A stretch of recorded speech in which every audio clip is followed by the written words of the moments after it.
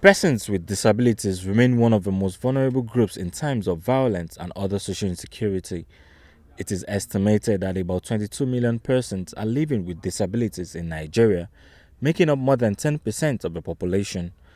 These individuals want drastic steps to be taken by concerned authorities to reduce the pains of persons living with disabilities. We need to have this bill harmonized, and if it has been harmonized, to be assented into law by the President of the Federal Republic of Nigeria. And that will go a long way in removing structural barriers and eliminating discrimination against persons with disabilities. People with disability are being segregated, they are being marginalized, and they are not given equal rights.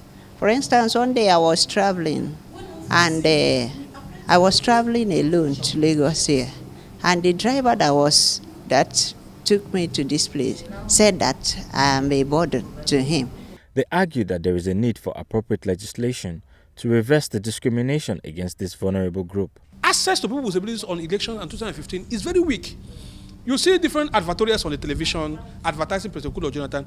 Do you know that people who are deaf cannot hear what they're discussing? That is why we are calling on the National Assembly to harmonize the Nigerian Disability Bill speedily, so as to present it to Mr. President for assent. If you have a citizen with disability, how do they access the courts and even transportation system and other forms of, other systems, other social systems? So the CCD has been, committed to doing that, as well as also informing the citizens in the community about their rights. There is ability in every disability. What we should do for those living with disability is to empathize with them and not sympathize with them.